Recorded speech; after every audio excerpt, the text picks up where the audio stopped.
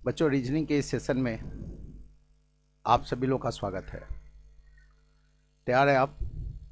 आज वाला जो सेशन है ये डेडिकेटेड होगा एजम्पशन के लिए। एजम्पशन जिसे हिंदी में आप कहते हैं अभिधारणा। एजम्पशन से रिलेटेड आप एक प्रश्न की उम्मीद कर सकते हैं। तो चलिए एजम्पशन के सेशन को स्टार्ट करते हैं, लेकिन आपको याद दिलाएं कि जब आप लॉजिकल रीजनिंग वाला पेपर सॉल्व कर रहे थे तो उसमें 10 क्वेश्चन आप एजम्पशन का सॉल्व किए थे। उसमें जो वो 10 क्वेश्चन थे वो इसी पेपर से थे। कहने का मतलब ये है कि ये जो पेपर है इसमें लगभग 40 क्वेश्चंस है। इसमें से 10 क्वेश्चंस आप ऑलरेडी लॉजिकल रीजनिंग वाली उस क्लास में कर चुके हैं, तो बचता है 30 प्रश्न। तो उन 30 प्रश्नों का जिक्र करेंगे आज के सेशन में। लेकिन उससे पहले एक बार आप इंस्ट्रक्शन वाला पार्ट देख लीजिए, आप क्वेश्चन का फॉर्मेट देख लीजिए ताकि फिर क्वेश्चंस को बताना आसान हो। ये देखिए, आप ऐसा रहेगा आपको इंस्ट्रक्शन वाला पार्ट। क्या लिखा हुआ है? In each question below is given a statement followed by two assumptions number 1 and 2। An assumption, देखिए आप, एजम्पशन है क्या ये भी लिखा हुआ है, इसमें डिफाइन किया गया है। An assumption is something supposed or taken for granted.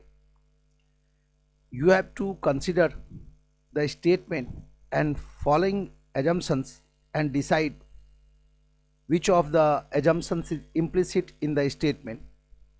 मतलब आपको दिए गए स्टेटमेंट को पढ़ना है और दिए गए एजम्पशन पर विचार करना है और बताना है कि कौन सा एजम्पशन स्टेटमेंट में अंतर्निहित है। इम्प्लिसिट का मतलब होता है अंतर्निहित होना।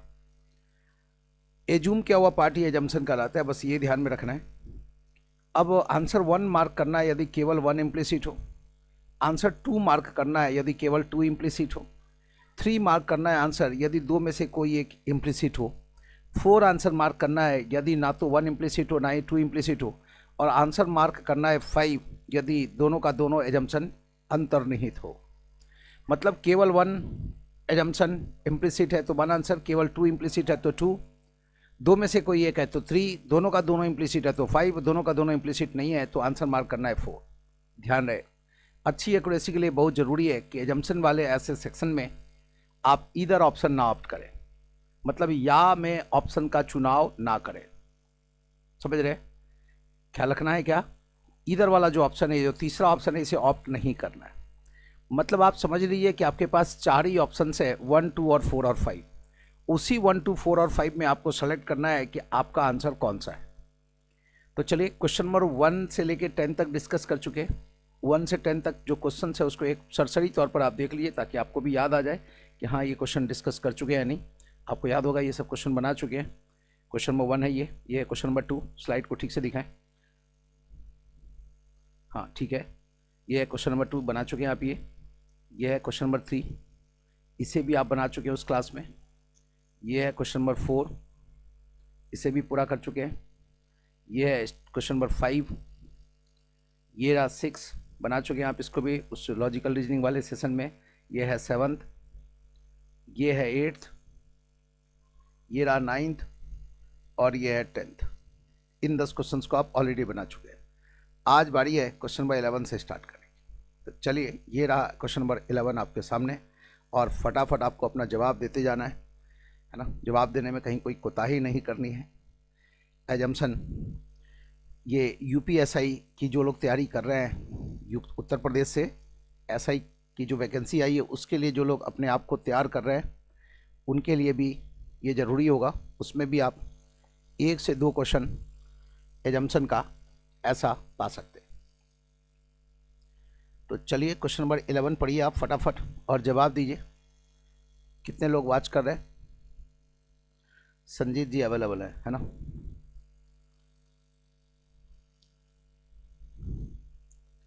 क्वेश्चन नंबर 11 है, देखिए आप, क्या है स्टेटमेंट?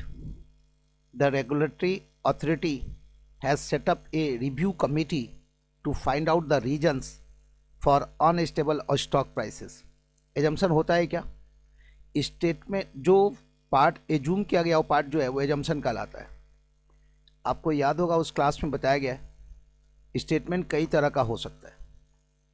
हो सकता है स्टेटमेंट एडवर्टाइजमेंट के रूप में हो सकता है स्टेटमेंट रिक्वेस्ट के रूप में हो। जरा एक बार वो आपको नोट डाउन करा दे तो ज़्यादा अच्छा रहेगा कि स्टेटमेंट किन किन रूपों में हो सकता है। ध्यान से देख लीजिए आप, स्टेटमेंट एडवर्टाइजमेंट के रूप में हो सकता है।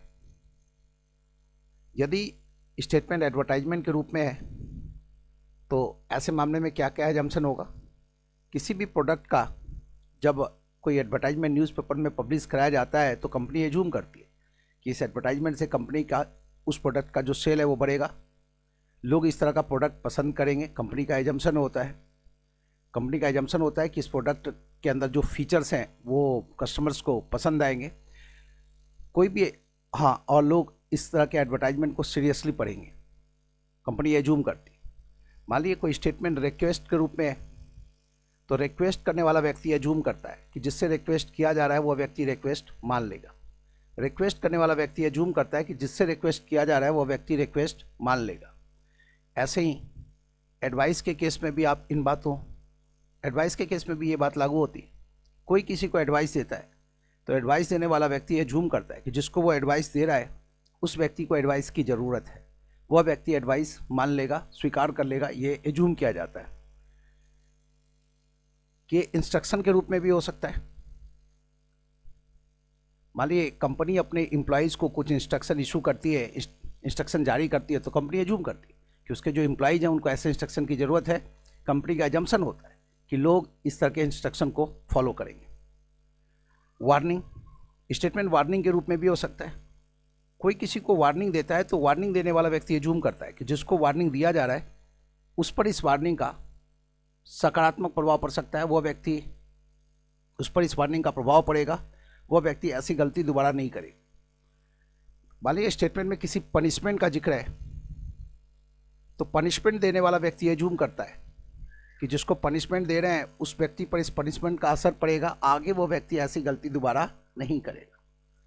मान लीजिए स्टेटमेंट में किसी कंसर्न को रेज किया गया हो तो कंसर्न रेज करने वाला व्यक्ति एज्यूम करता है कि ऐसा होना नहीं चाहिए।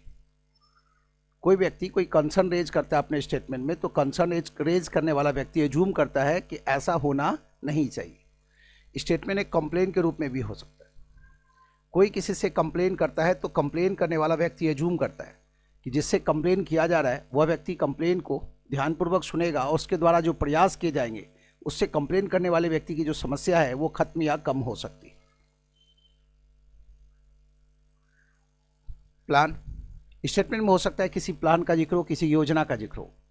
यदि स्टेटमेंट में किसी प्लान का जिक्र है तो ध्यान रखें, प्लान बनाने वाले व्यक्ति के द्वारा ये जूम किया जाता है कि जो प्लान वो बना रहा है व्यक्ति, वो प्लान उसका सफल होगा। साथ ही साथ प्लान बनाने वाले व्यक्ति के द्वारा ये जूम किया जाता है कि प्लान को सफल बनाने के लिए जो रिस्पॉन्सिबल फैक्टर्स हैं उन फैक्टर्स का सहयोग मिलेगा। तो प्लान के केस में आपको इन चीज़ों को ध्यान में रखना है। कोई व्यक्ति अपना कोई ओपिनियन व्यक्त करता है, मतलब स्टेटमेंट जो एक ओपिनियन के रूप में भी हो सकता है। कोई व्यक्ति अपना ओपिनियन व्यक्त करता है, अपनी कोई राय रखता है, तो ओपिनियन व्यक्त करने वाला व्यक्ति ये जूम करता है कि वो अपने ओपिनियन के तहत वो जो कुछ कर रहा है वो प्रैक्टिकली पॉसिबल होगा, मीनिंगफुल होगा और पर्पसफुल होगा। ऐसा ओपिनियन व्यक्त करने वाला व्यक्ति एज्यूम करता है। स्टेटमेंट इंट्रीटी के रूप में भी हो सकता है। इंट्रीटी का मतलब होता है प्रार्थना। तो रिक्वेस्ट वाली बात यहाँ भी लागू होती है। कोई किसी से कुछ प्रार्थना करता है तो प्रार्थना करने वाला व्यक्ति एज्यूम करता है कि जिससे वो प्रार्थना कर रहा है उसकी प्रार्थना स्वीकार कर ली जाएगी, उसकी बात मान ली जाएगी। तो जो यहाँ देखिए आप, वही चीज़ यहाँ भी हो जाएगा। एडवाइस, इंस्ट्रक्शन तो पता ही चुके। नोटिस के रूप में भी स्टेटमेंट हो सकता है। कोई किसी को नोटिस इशू करता है तो नोटिस इशू करने वाले व्यक्ति के द्वारा एज्यूम किया जाता है क्या, कि जिसको नोटिस इशू किया जा रहा है वह व्यक्ति इस नोटिस पर ध्यान देगा। ठीक है, तो इन चीज़ों को ध्यान में रखना है नोटिस वाले केस में। इसके अलावे मान लीजिए कोई कोर्स ऑफ एक्शन की बात की जा रही हो स्टेटमेंट में। स्टेटमेंट में किसी समस्या को देखते हुए कोई एक्शन लिया जा रहा है और उससे रिलेटेड बात की जा रही है। स्टेटमेंट में किसी प्रॉब्लम को देखते हुए कोई एक्शन लिया जा रहा हो तो वैसे मामले में ये जूम किया जाता है कि यह जो एक्शन है उस प्रॉब्लम को मिनिमाइज कर सकता है या उस प्रॉब्लम को एलिमिनेट कर सकता है या उस प्रॉब्लम को रिड्यूस कर सकता है, ये जूम किया जाता है। स्टेटमेंट में हो सकता है कि कोई रिस्पॉन्सिबिलिटी किसी व्यक्ति को सौंपने की बात की जा रही हो सकता है स्टेटमेंट में बात हो रही हो कोई रिस्पॉन्सिबिलिटी किसी व्यक्ति को सौंपने की। तो ख्याल रखिए ऐसे मामले में रिस्पॉन्सिबिलिटी सौंपने वाला व्यक्ति ये एज्यूम करता है कि जिसको रिस्पॉन्सिबिलिटी सौंपी जा रही है वह व्यक्ति उस रिस्पॉन्सिबिलिटी को कैरी कर पाने में सक्षम है।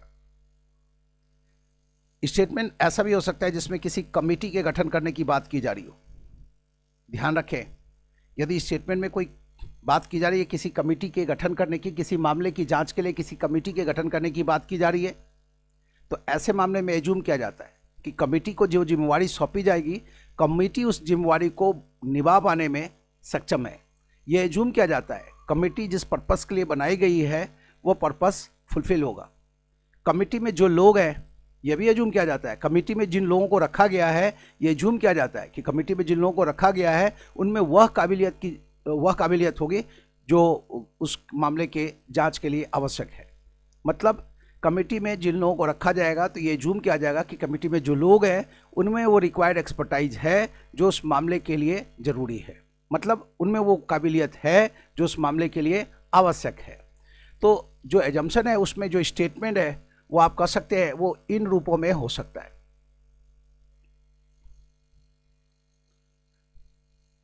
एजम्पशन जो है वो इन रूपों में हो सकता है। किस किस रूप में एजम्पशन हो सकता है वो आपके सामने है। एडवर्टाइजमेंट के रूप में हो सकता है, रिक्वेस्ट के रूप में हो सकता है, एडवाइस के रूप में हो सकता है, इंस्ट्रक्शन के रूप में हो सकता है, वार्निंग के रूप में हो सकता है, कोई पनिशमेंट की बात की जा रही हो, कोई कंसर्न रेज किया जा रहा हो, कोई कंप्लेन की बात हो रही है, किसी योजना का जिक्र है, कोई व्यक्ति अपना ओपिनियन व्यक्त कर रहा है या फिर कोई प्रार्थना कर रहा है किसी से, या कोई नोटिस की बात की जा रही है कि पुलिस के द्वारा नोटिस दिया गया आम लोगों को किसी मामले से रिलेटेड, या किसी कोर्स ऑफ एक्शन की बात की जा रही है, किसी समस्या को देखते हुए कोई इनिशिएटिव लिया जा रहा है, उस तरह का स्टेटमेंट में जिक्र हो, कोई रिस्पॉन्सिबिलिटी किसी को सौंपी जा रही है या कोई कमेटी वगैरह बनाने की बात की जा रही है किसी मामले की जांच से रिलेटेड, तो स्टेटमेंट तरह तरह का हो सकता है। इन सारे मामले में आपको क्या एज्यूम करना है ये पहले बता चुके हैं लॉजिकल रीजनिंग वाली उस क्लास में। तो यहाँ पर संक्षेप में उन बातों को दोहराए, आप इन 15 पॉइंट्स को एक बार नोट कर लीजिए, ज़्यादा अच्छा रहेगा, या आप इसका स्क्रीनशॉट ले लें तो और भी बेहतर रहेगा। ये है वो 15 पॉइंट्स जिस पर आपको आगे विचार करना है। तो चलिए अब आ जाइए वापस क्वेश्चन वाली स्लाइड पर।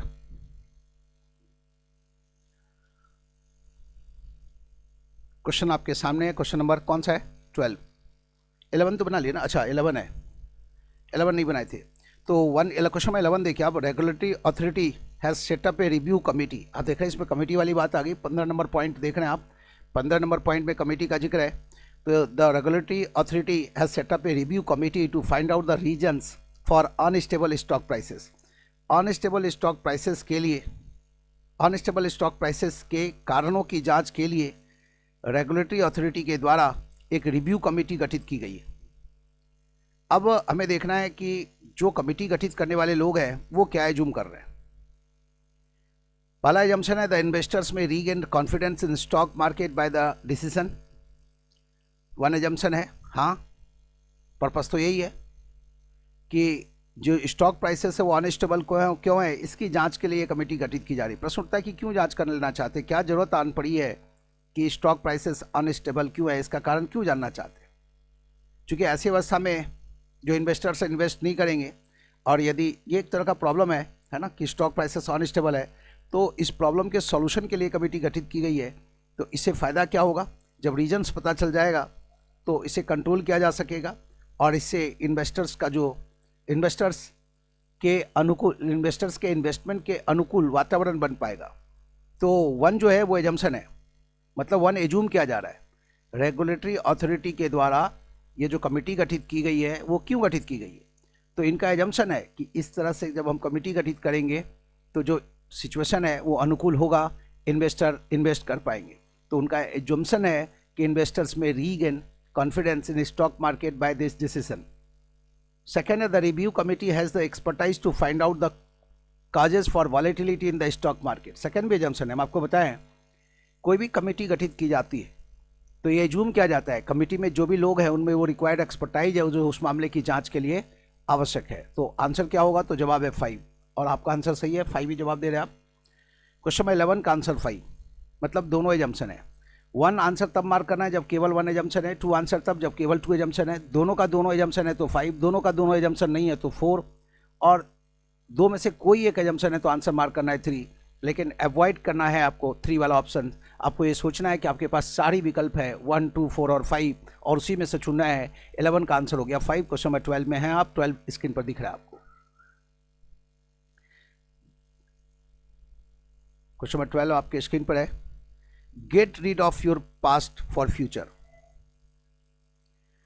Gate our new generation fridge at a discount of exchange old. मतलब पुराना वाला फ्रिज दें, वापस दे दें और नया वाला फ्रिज लें डिस्काउंट रेट पर। एक एडवर्टाइजमेंट है, आप देखते हैं एडवर्टाइजमेंट में इस तरह का आपको देखने को मिलता है कि पुराना सामान दीजिए और नया सामान ले जाइए और डिस्काउंट रेट पर ले जाइए। तो कंपनी एक तरह का ये ऑफर दे रही है कि पुराना सामान दे और नया सामान ले। तो कंपनी का एजम्पशन क्या है? कंपनी एज्यूम कर रही है कि लोग ऐसा पसंद करते हैं। तो people prefer to exchange future with past, कि लोग पीपल प्रेफर करते हैं एक्सचेंज करना। फ्यूचर विथ पास्ट लिखा हुआ है, ये जो देख रहे हैं फ्यूचर विथ पास्ट की जगह पास्ट विथ फ्यूचर होता तो एजम्पशन होता। यहाँ प्रॉब्लम क्या है? वर्ड्स का जो ऑर्डर है अप्रोप्रिएट नहीं है। हम लोग बात कर रहे हैं एजम्पशन की, ध्यान रहे इसमें वर्ड्स के ऑर्डर का भी ख्याल रखना होता है। क्वेश्चन नंबर 12 में आ चुके हैं हम लोग। तो 12 में जो कमी है सेकंड वाले में वो क्या है? फ्यूचर विथ पास्ट है। पास्ट विथ फ्यूचर होता तो ठीक था। पुराने सामान के बदले नया सामान, नए सामान के बदले पुराना सामान हम ये नहीं प्रेफर करते कि हमारा कोई नया फ्रिज ले जाए, कोई पुराना फ्रिज दे जाए। तो सेकंड में जो है वो इस तरह की बात है, तो सेकंड नहीं चलेगा। The sales of the new fridge में increase in the coming months, one assumption है। आखिर जो कंपनी इस तरह का ऑफर दे रही है, कंपनी का क्या एजम्पशन है?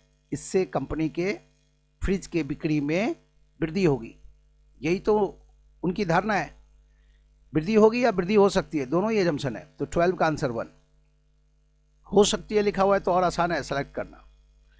13 में आ जाए तो 12 का आंसर 1, सेकेंड एजम्पशन नहीं है लेकिन 1 एजम्पशन है। सेकेंड में ऑर्डर परफेक्ट नहीं, ठीक है। तो आंसर होगा 12 का 1। बच्चों का क्या जवाब था? अच्छा 2 जवाब दे रहे हैं, नहीं 1 आंसर होगा। 13 में आ जी 13 number. The multinational fast food chains are opening up a large number of plus coffee shops with piped modern music in different cities of India, and these are serving various snacks with coffees. Assumption number 1, a large number of persons may become a regular customer of these coffee shops. One assumption है। मान ली कोई company अपना coffee shops का चैन start कर रही है, तो company का क्या assumption है कि काफ़ी संख्या में कस्टमर्स उसके पास आएंगे। तो इस दृष्टिकोण से देखें तो वन assumption है, चूँकि एक योजना के रूप में, और योजना जब भी कोई बनाता है, योजना बनाने वाले व्यक्ति के द्वारा एज्यूम किया जाता है कि जो योजना है वो सफल हो जाएगा। तो वन एजम्पशन है। और second, the people will like to enjoy the comfortable environment while drinking coffee with snacks. देखिए आप, ये जो chain fast food chain start किया जा रहा है, इसमें कॉफ़ी भी होगा, स्नैक्स भी होगा और मॉडर्न म्यूजिक्स भी होगा। लेकिन ये सारी व्यवस्था क्यों? तो जाहिर है कंपनी एज्यूम कर रही है कि लोग इस तरह का इन्वायरमेंट पसंद करते हैं। तो सेकंड भी एजम्पशन है, 1 भी एजम्पशन है, 2 भी एजम्पशन है। आंसर क्या? तो 5। 13 का आंसर होगा क्या? 5। क्या जवाब है संजीत जी का? 5 ही है, ठीक है। 14 में आ जाए, 14 नंबर प्रश्न में है। Railway officials have started 10 new trains and increase the frequency of 14 running trains. Railway officials के द्वारा 10 नई ट्रेनों की शुरुआत की गई है और 14 ट्रेनों की जो फ्रीक्वेंसी है उसे बढ़ा दिया गया है। क्या है एजम्पशन? 1 है, the existing trains are not sufficient to provide accommodation to all passengers. हाँ, 1 एजम्पशन है कि फिलहाल जो ट्रेनें चल रही हैं वो पर्याप्त नहीं है, तभी तो नई ट्रेनें चलाई जा रही हैं। सेकेंड है, the new and additional trains would have sufficient passengers so that they will be economically viable. Second भी एजम्पशन है। देखिए आप, नई ट्रेनें चलाई जा रही हैं तो जाहिर है कहीं ना कहीं ये झूम किया जा रहा है कि ये जो प्लान है नई ट्रेन चलाने का ये सफल होगा। और ये प्लान कब सफल होगा? जब पर्याप्त मात्रा में पैसेंजर्स मिलेंगे। तो यहाँ जो रेलवे के जो अथॉरिटी हैं, जिनके द्वारा रेलवे ऑफिशियल्स जिनके द्वारा ये काम किया जा रहा है, ठीक है, उनका ये एजम्पशन है क्या कि जो the new and additional trains would have sufficient passenger so they will be economical viable. देखिए 14 ट्रेनों की फ्रीक्वेंसी बढ़ाई जा रही है, तो फ्रीक्वेंसी बढ़ाया जाएगा, ये प्लान कब सफल होगा? जब पर्याप्त मात्रा में पैसेंजर्स होंगे। तो जाहिर है सेकंड भी एजम्पशन है, 1 भी एजम्पशन है, 2 भी एजम्पशन है। तो आंसर क्या? तो जवाब है 5। तो आपको जवाब पता चल गया, 14 का आंसर होगा 5। हाँ संजीत जी बता रहे हैं 1 आंसर है, लेकिन 14 का आंसर सेकंड भी होगा कि फ्रीक्वेंसी भी तो बढ़ाई जा रही है ना। जब ट्रेनों की फ्रीक्वेंसी बढ़ाई जा रही है, नई ट्रेनें चलाई जा रही है, तो ऐसे मामले में ये जूम किया जाता है कि पर्याप्त मात्रा में पैसेंजर्स अवेलेबल होंगे। यदि पर्याप्त मात्रा में पैसेंजर्स अवेलेबल नहीं होंगे तो ये जो ट्रेन है, ये जो प्लान है, ये सफल नहीं होगा। तो सेकंड के बिना ये प्लान सफल ही नहीं हो सकता। आपको बताया कि कोई भी व्यक्ति कोई प्लान बनाता है तो प्लान बनाने वाला व्यक्ति अज्यूम करता है कि जो प्लान है वो सफल होगा, और प्लान को सफल बनाने के लिए जो रिस्पॉन्सिबल फैक्टर्स होंगे उनका सपोर्ट मिलेगा। तो सेकंड जो है वो रिस्पॉन्सिबल फैक्टर्स है। मान लीजिए आप कहीं पर ट्रेन चला रहे हैं किसी 2 पॉइंट के बीच में, तो आप ये जरूर एज्यूम करेंगे कि हाँ पर्याप्त मात्रा में पैसेंजर्स होंगे इन 2 पॉइंट के बीच में, नहीं तो फिर ट्रेन क्यों चलाएंगे, है ना? नहीं तो ये प्लान ज़्यादा दिन तक चलेगा ही नहीं, ट्रेन कुछ दिन चलेगी, उसके बाद ट्रेन बंद हो जाएगी। तो ये प्लान कब सफल होगा? जब पर्याप्त मात्रा में पैसेंजर्स होंगे। यही वजह है कि 14 का आंसर क्या होगा? 1 भी एजम्पशन है, 2 भी एजम्पशन है, आंसर 5। और आप देख रहे हैं ये जो 15 पॉइंट्स लिखे हैं, इसमें गौर से देख लीजिए। पॉइंट नंबर 9 जो देख रहे हैं आप, उसमें प्लान का जिक्र है कि कोई भी व्यक्ति कोई प्लान बनाता है तो प्लान बनाने वाले के द्वारा ये जूम किया जाता है कि वो जो प्लान होगा वो सफल होगा। प्लान को सफल बनाने के लिए जो फैक्टर्स रिस्पॉन्सिबल है उन फैक्टर्स का सहयोग मिलेगा, है ना? मान लीजिए किसी 2 शहरों के बीच में वायुयान सेवा प्रारंभ की जाती है, तो वहाँ भी ये जूम किया जाता है कि पर्याप्त मात्रा में पैसेंजर उपलब्ध होंगे। जो भी लोग स्टार्ट करते हैं वो ऐसा एज्यूम करते हैं। तो यहाँ 14 का आंसर हो गया 5। अब आ जाइए 15 में, 15 नंबर प्रश्न देखिए।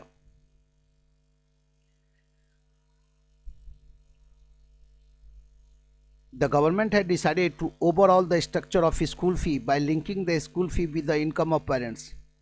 सरकार के द्वारा निर्णय लिया गया है कि सरकार स्कूल फी का जो स्ट्रक्चर है उस पर नए सिरे से विचार करेगी, और सरकार स्कूल फी को लिंक करेगी पेरेंट्स के इनकम के साथ। 1 है, parents will furnish correct information about their income to schools, कि जो पेरेंट्स हैं जो करेक्ट इन्फॉर्मेशन है अपने इनकम से रिलेटेड वो स्कूल को सौंपेंगे। Parents will agree to pay the fee after the overhauling of fee structure. देखिए 1 भी एजम्पशन है और 2 भी एजम्पशन है। 1 और 2 के बिना ये प्लान ही सफल नहीं होगा। सरकार के द्वारा निर्णय लिया गया है कि सरकार स्कूल फी को जोड़ेगी पेरेंट्स के इनकम के साथ, मतलब जिसकी जैसी आमदनी उसके बच्चों के लिए वैसा फ़ी। तो ऐसे मामले में सरकार ये जूम कर रही है क्या कि लोग अपना जो सही इनकम है स्कूल को सौंपेंगे। सरकार ये जूम कर रही कि जो पेरेंट्स हैं वो नई अवस्था में नए स्ट्रक्चर के अनुसार जो फ़ी तय होगा उसको देने के लिए राजी होंगे। यदि पेरेंट्स राजी नहीं होंगे तो सरकार का ये प्लान फेल हो जाएगा, है ना?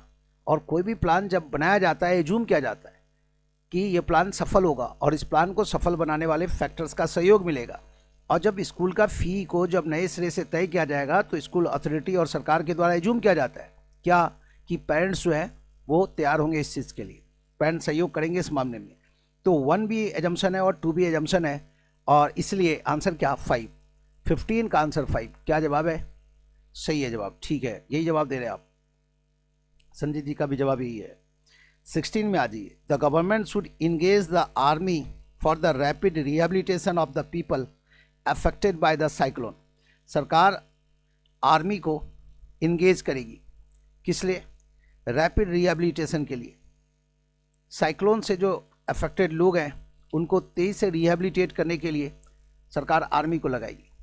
अब एजम्पशन में आ जाइए। Only the army can rehabilitate the people affected by the cyclones quickly. देखिए इसमें यदि ओनली नहीं होता तभी एजम्पशन सही होता। ओनली की वजह से ये एजम्पशन डाउटफुल हो गया। अब ऐसा एजम्पशन हो भी सकता है तो नहीं भी हो सकता है, तो 1 को रिजेक्ट करना पड़ा। किस वजह से? तो ध्यान में रखिए ओनली की वजह से। सेकेंड है the army can take up many works other than war also. The second है the army can take up many works other than war also. देखिए आप स्टेटमेंट वाले पार्ट से ये तो तय है कि ये जूम किया जा रहा है कि आर्मी रिहेबिलिटेशन के काम में मदद कर सकती है। यदि यहाँ पर यह लिखा होता कि आर्मी रिहेबिलिटेशन के काम में मदद कर सकती है तो सेकेंड एजम्पशन होता, सही होता। लेकिन यहाँ पर जो लिखा हुआ है कुछ अलग है कि army can take up many works other than war also, कि आर्मी वार के अलावा और भी कई तरह का काम कर सकती है। तो कई बात एक तरह के काम की हो रही है, तो यहाँ कई तरह का काम आर्मी कर सकती है, एजम्पशन हो भी सकता है तो नहीं भी हो सकता है, समझ रहे हैं? इस वजह से सेकंड भी क्या है, सेकंड भी डाउटफुल है। वन डाउटफुल हो गया ओनली की वजह से, और सेकंड में जो कमी दिखाई दी आपको, वो कैसी कमी दिखाई दी? सेकंड में कमी कैसी दिखाई दी? Other than works other than war also, many works other than war also. तो ये जो मेनी है ना, मेनी की वजह से आप कह सकते हैं कि सेकंड रिजेक्ट हो गया। देखिए यहाँ पर ये लिखा होता कि आर्मी रिहेबिलिटेशन का काम कर सकती है, तो एजम्पशन होता, क्योंकि जो काम आप किसी को सौंप रहे हैं, आप ये जूम कर रहे हैं कि वह व्यक्ति वो काम कर सकता है। कोई काम किसी व्यक्ति को सौंप रहे हैं, तो यहाँ पर जरूरी नहीं कि एजम्पशन हो कि आप उस व्यक्ति के बारे में ये जूम करें कि व्यक्ति कुछ भी कर सकता है। नहीं, जो काम आप किसी व्यक्ति को सौंप रहे हैं, आप एजूम कर रहे हैं कि वह काम वो व्यक्ति कर सकता है, ये एजम्पशन तो स्पष्ट है, तभी तो आप उसको ऐसा काम सौंप रहे हैं। तो 16 का आंसर आपको मिल गया, 16 का आंसर 4। अब आ जाइए 17 में। 17 एक बहुत अच्छा एग्जाम्पल है। आमतौर पर क्या होता है कि या वाला ऑप्शन हमें अवॉइड करना चाहिए, लेकिन ये देखिए आप, या वाले केस का एक उदाहरण है, अच्छा उदाहरण है। His recent investment in the shares of company A is only A Gamble, कि उस व्यक्ति का जो कंपनी ए के शेयर में इन्वेस्टमेंट है वो एक जुआ है। बोलते हैं ना आप कि वो जुआ खेल रहा है। जब आप ऐसा बोलते हैं ना कि वह व्यक्ति जुआ खेल रहा है, तो आप कहीं ना कहीं ये जूम करते हैं कि वह व्यक्ति हार भी सकता है तो जीत भी सकता है, हार भी हो सकती है उसकी तो जीत भी हो सकती है, ऐसा ही जूम करते हैं आप। आप बोलते हैं ना कि इसका जो इस कंपनी में इन्वेस्टमेंट है वो समझ लिए कि जुआ ही है। मतलब क्यों ऐसा बोल रहे हैं? मतलब वो आप ये कह सकते हैं कि उसमें नुकसान, असल में क्या है ना, ऐसे मामले में ऐसा जब भी कोई स्टेटमेंट देता है तो व्यक्ति की धारणा ये होती है कि ज़्यादा उम्मीद है नुकसान के, लेकिन कम चांस है फायदे का भी, मतलब फायदे का भी चांस है लेकिन कम है, तभी तो व्यक्ति गैम्बल वर्ड यूज कर देता है ना। तो चूंकि यहाँ पर वर्ड गैम्बल इस्तेमाल किया गया है, मतलब नुकसान ज़्यादा लेकिन फायदा भी हो सकता है, ये भी बात है। नुकसान का की अपेक्षा ज़्यादा है और फायदा की अपेक्षा कम है, लेकिन फायदा की गुंजाइश भी है, तभी तो वर्ड इस्तेमाल हो रहा है गैम्बल, है ना। तो अब व्यक्ति की धारणा क्या है, फिर से देखें व्यक्ति का स्टेटमेंट क्या है, his recent investment in the share of company is only A Gamble. ये स्टेटमेंट किस रूप में है? ओपिनियन के रूप में है। व्यक्ति अपनी राय व्यक्त कर रहा है कि उसका जो इन्वेस्टमेंट है कंपनी ए के शेयर में, ये एक गैम्बल है। तो अब इस व्यक्ति की धारणा क्या है, जो व्यक्ति ऐसा ओपिनियन व्यक्त कर रहा है? तो व्यक्ति की धारणा है कि नुकसान भी हो सकता है तो फायदा भी हो सकता है। तो ही में इनकर लॉस ऑन हिज इन्वेस्टमेंट, ही में गेन फ्रॉम हिज इन्वेस्टमेंट। तो या तो 1 एजम्पशन है या 2 एजम्पशन है। देख लीजिए गौर से, बहुत अच्छा एग्जांपल है क्वेश्चन नंबर 17 या वाला एजम्पशन का। या तो ऐसा हो सकता है या ऐसा हो सकता है। यदि एजम्पशन के अंदर या वाला वर्ड आ चुका है तो वैसे अवस्था में इस तरह का एजम्पशन होगा, या में ऑप्शन होगा, और ऐसा केसेस कम मिलते हैं। और ये अच्छा एग्जाम्पल है, इसलिए ध्यान में रखिएगा। 17 का आंसर 3। अब आ जाइए 18 में। जल्दी से 18 बनाइए और फटाफट अपना आंसर सौंपें।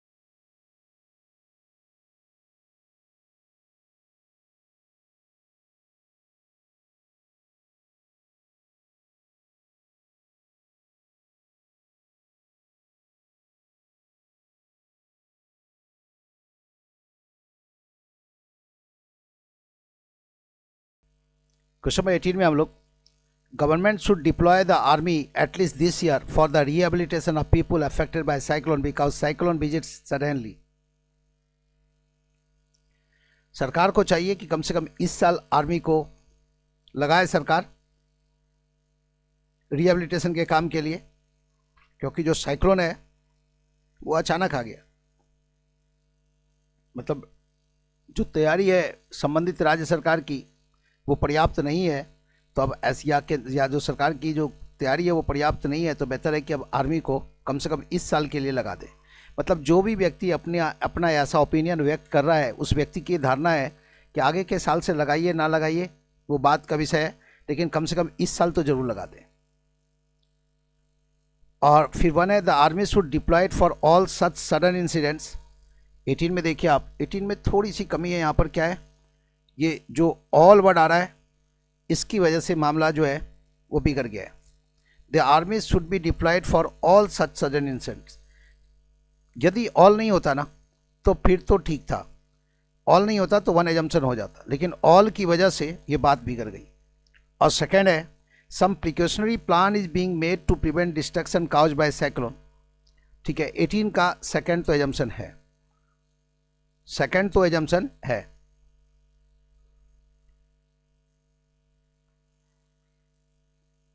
देखिए 1 में लिखा हुआ है the army should be diploid for all such sudden incidents, कि आर्मी को लगाना चाहिए सभी ऐसे सडन इंसिडेंट्स के लिए, लेकिन बात हो रही है एक विशेष प्रकार के इंसिडेंट्स की। तो ऑल लगा देने से क्या हो गया, ये मामला डाउटफुल हो गया। ये एजम्पशन हो भी सकता है तो नहीं भी हो सकता है, तो इसलिए इसको रिजेक्ट किया। हमें क्या चाहिए, जो निश्चित तौर पर एजम्पशन है। तो 1 के बारे में आप ऐसा नहीं कर सकते कि 1 निश्चित तौर पर एजम्पशन है, लेकिन सेकेंड तो एजम्पशन है कि कुछ प्रिकॉशनरी प्लान जो है वो तैयार किए जा रहे ताकि जो है डिस्ट्रक्शन जो है साइक्लोन के द्वारा उसको रोका जा सके। तो 18 का आंसर हो गया। अच्छा, जो स्टेटमेंट है उसको गौर से देखें। स्टेटमेंट में बात हो रही है ये पोस्ट साइक्लोन सिचुएशन की, इसलिए सेकंड को भी आप एजम्पशन के रूप में एक्सेप्ट नहीं कर सकते। तो 18 का आंसर क्या, तो 4। 18 का आंसर क्या, 4। सेकंड में भी ये कमी है। बात हो रही है स्टेटमेंट में पोस्ट साइक्लोन की, साइक्लोन के बाद के सिचुएशन की बात हो रही है, और यहाँ सेकंड में बात कर रहे हैं प्री साइक्लोन की, तो इसलिए ये नहीं चलेगा। 18 का आंसर 4। अब आ जाइए क्वेश्चन नंबर 19 में। 19 नंबर प्रश्न में आए, 18 का आंसर हो गया 4। 19 में आ जाए, क्वेश्चन नंबर 19 आपके सामने है। It is not true always that the adoption of latest technology ensures increase productivity and capacity.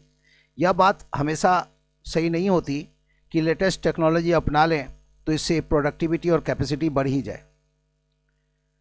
मतलब आमतौर पर तो ये बात सही होती है, लेकिन ये बात हमेशा सही नहीं होती। तो कह सकते हैं कि ये धारणा है कि कुछ एक मामले ऐसे भी होते हैं जिसमें लेटेस्ट टेक्नोलॉजी अपनाने के बावजूद भी प्रोडक्टिविटी जो है और कैपेसिटी जो है वो नहीं बढ़ती है।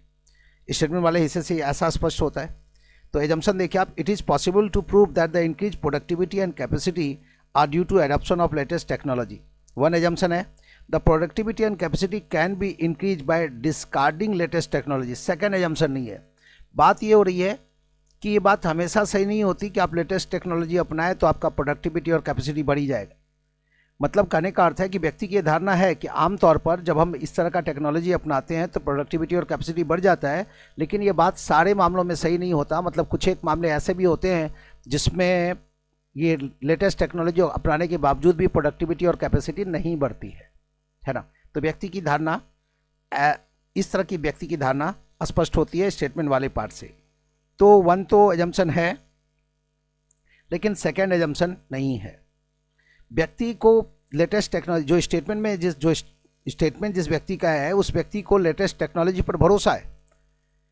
तो चूंकि व्यक्ति को लेटेस्ट टेक्नोलॉजी पर भरोसा है तो सेकेंड एजम्पशन नहीं है, लेकिन व्यक्ति ये कहना चाहता है कि इस पर भरोसा तो कर सकते हैं, लेकिन हमेशा ऐसा नहीं होता कि आप ये चीज़ किए और आपका प्रोडक्टिविटी और कैपेसिटी बढ़ जाए। मतलब कुछ एक मामले ऐसे भी हैं जहाँ लेटेस्ट टेक्नोलॉजी अपनाने के बाद प्रोडक्टिविटी और कैपेसिटी नहीं बढ़ता है। ऐसे कुछ एक मामले हैं, व्यक्ति का ये मानना है। लेकिन आमतौर पर लेटेस्ट टेक्नोलॉजी का अच्छा प्रभाव पड़ता है, सकारात्मक प्रभाव पड़ता है आमतौर पर। तो इसलिए सेकेंड एजम्पशन नहीं है। 19 का आंसर क्या, तो जवाब है 1। अब आ जाइए 20 में। हाँ, संजीत जी पूछ रहे हैं कि एग्ज़ाम में इन प्रश्नों को अटेम्प्ट करना चाहिए नहीं। बिल्कुल अटेम्प्ट करना चाहिए, आसान होता है, कोई रफ वर्क तो होता नहीं है, पढ़ना है और निर्णय लेना है, कोई गुना भाग तो करना है नहीं। हाँ, बस ये देखना बहुत ज़रूरी है कि जो स्टेटमेंट वाला पार्ट है वो बहुत ज़्यादा लंबा तो नहीं है। अब देखिए, मान लीजिए स्टेटमेंट जो है 1, 2 लाइन, 4 लाइन, 5 लाइन का होगा तो आप इसको पढ़ सकते हैं, या 10 लाइन भी होगा तो आप पढ़ सकते हैं। लेकिन यदि स्टेटमेंट जो है, स्टेटमेंट या एक पैराग्राफ के रूप में है, आप ऐसा समझिए कि स्टेटमेंट में छोटा पैराग्राफ है तो आप पढ़ सकते हैं, बहुत बड़ा पैराग्राफ होगा और एक ही क्वेश्चन उससे जुड़ा हुआ है तो फिर स्किप करना पड़ेगा, है ना। अब यदि 1-2 लाइन है स्टेटमेंट में तो बहुत आसान है, वो तो जरूर पढ़ें, है ना। तो डिपेंड करेगा कि हमारे पास सामने जो प्रश्न है उसमें स्टेटमेंट वाला हिस्सा जो है सेंटेंस के रूप में है या छोटे पैराग्राफ के रूप में है या बड़े पैराग्राफ के रूप में है। तो बहुत बड़े पैराग्राफ के रूप में हो तो अवॉइड कर देना चाहिए, छोटे पैराग्राफ के रूप में हो तो बना सकते हैं। बड़े पैराग्राफ के रूप में तो आपको ये देखने की ज़रूरत है कि उससे जो आसान प्रश्न है उसको पहले बना ले, उसके बाद आए। कुल मिला के सिचुएशन पर डिपेंड करेगा कि आपके सामने सिचुएशन कैसा है और उसी को देखते हुए आपको निर्णय लेना होगा। 20 नंबर में आ जाए, question number 20, if you could not collect the required amount by oral call you must publish N advertisement in A widely read newspaper. यदि पर्याप्त में अमाउंट आपका इकट्ठा नहीं होता है ओरल कॉल से, तो वैसे अवस्था में जो एडवर्टाइजमेंट है ये न्यूज़पेपर में पब्लिश करा दें। अब एजम्पशन क्या है, मतलब जिस व्यक्ति की ये राय है, जो व्यक्ति ऐसा कोर्स ऑफ एक्शन अपनाने को कह रहा है, क्या कर रहा है व्यक्ति कि यदि आपका काम ओरल कॉल से नहीं बनता तो इस एडवर्टाइजमेंट को न्यूज़पेपर में पब्लिश कराइए। व्यक्ति की धारणा क्या है, मतलब व्यक्ति को उम्मीद तो है ओरल कॉल से, लेकिन वो एक दूसरा उपाय भी रखता है कि यदि काम ओरल कॉल से नहीं बनता तो दूसरा उपाय ये है कि इसको न्यूज़पेपर में पब्लिश करा दें। तो व्यक्ति को ओरल कॉल पर भी भरोसा है और व्यक्ति को न्यूज़पेपर में इस एडवर्टाइजमेंट को पब्लिश कराने पर भी भरोसा है। अब इन दोनों बिंदुओं को ध्यान में रखते हुए आपको एजम्पशन पर विचार करना है। क्वेश्चन नंबर 20 में 20 में पहला है, people rarely respond to oral call.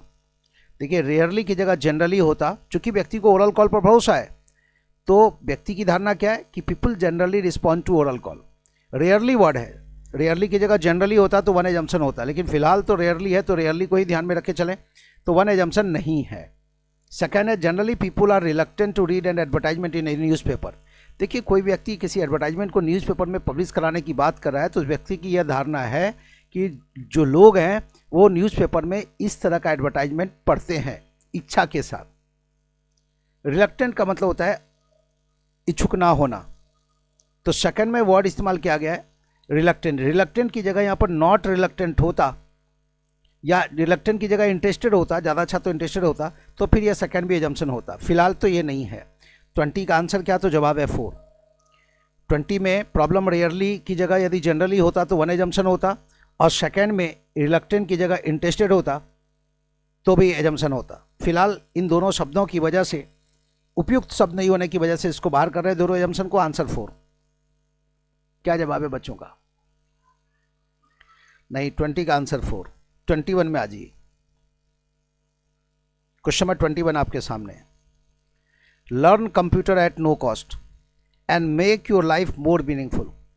कि कंप्यूटर सीखिए बिना किसी कॉस्ट के और अपने जीवन को आप उद्देश्यपूर्ण बनाएं, अर्थपूर्ण बनाएं। एक एडवर्टाइजमेंट है, तो जिस कंपनी का एडवर्टाइजमेंट है, कंपनी ये जूम करती है क्या कि लोग चाहते हैं बिना किसी लागत के कंप्यूटर सीखना।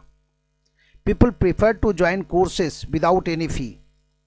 तो वन जो है, वन में देखिए आप, people prefer to join courses लिखा हुआ है, तो थोड़ा सा कोर्सेज की वजह से समस्या तो है, लेकिन कंप्यूटर सीखना ये कोर्सेज की बात कर रहे हैं तो। और आजकल क्या है ना, एडवर्टाइजमेंट में इस तरह का फीचर आता है कि बिना किसी कॉस्ट के ऐसा कीजिए, बिना किसी कॉस्ट के ऐसा कीजिए, तो वन चलेगा।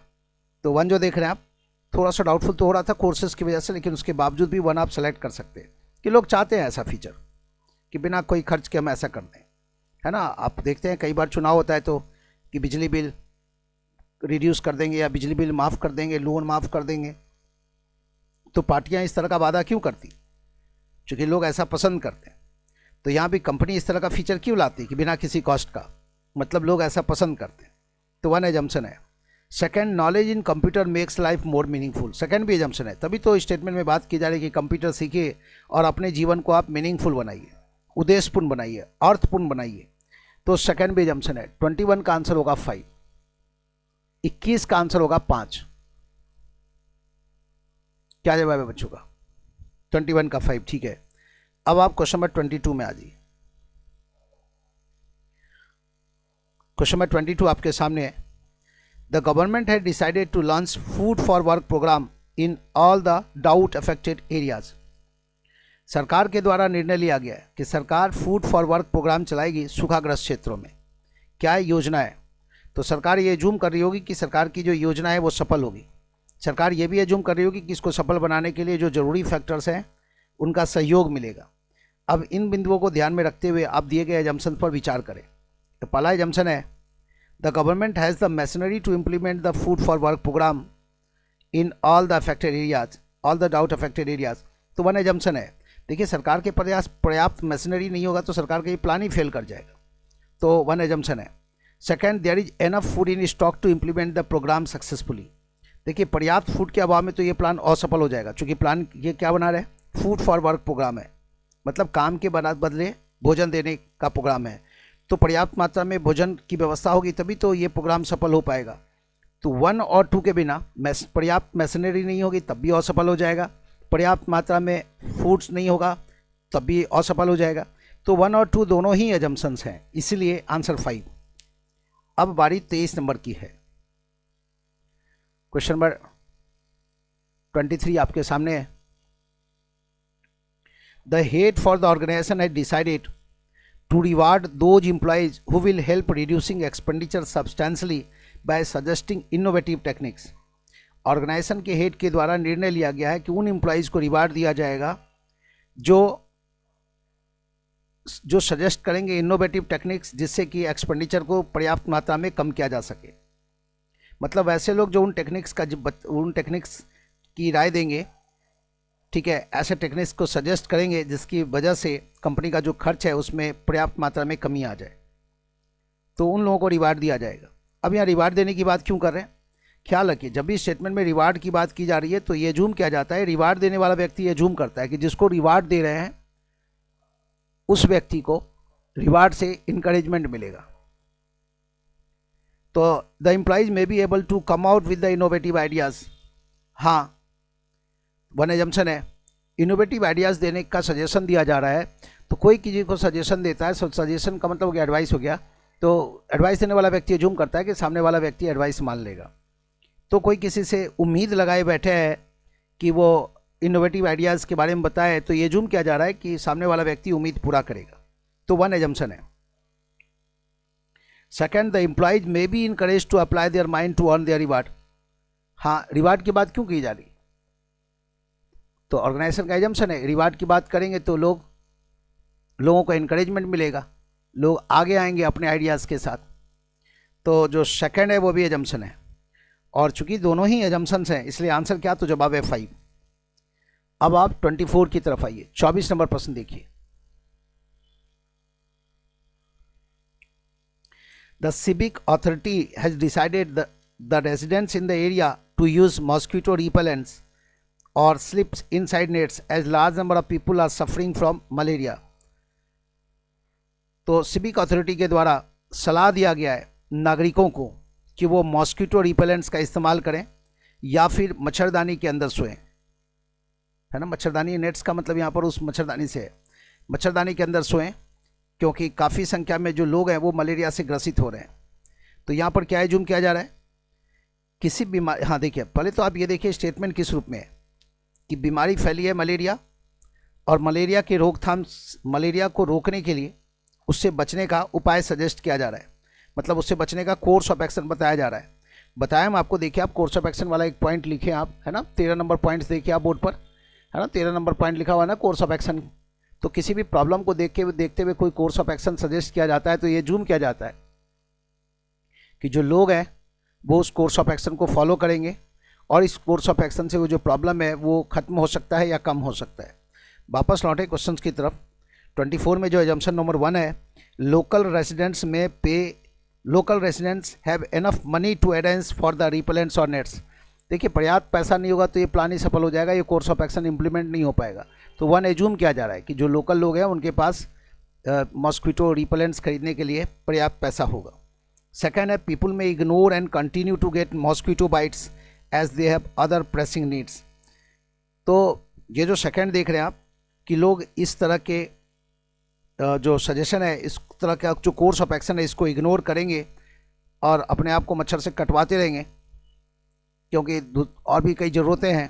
तो सेकंड जो है वो एजम्पशन नहीं है, पीपुल में इग्नोर, ठीक है। तो इसमें लिखा हो, यदि ऐसा लिखा होता है ना पीपुल में रिस्पॉन्ड पॉजिटिवली तो सेकंड एजम्पशन होता है, लेकिन फिलहाल तो ये लिखा हुआ है पीपुल में इग्नोर, तो सेकंड नहीं चलेगा। देखिए कोई किसी को सजेशन देता है ना, इग्नोर करने के लिए नहीं देता।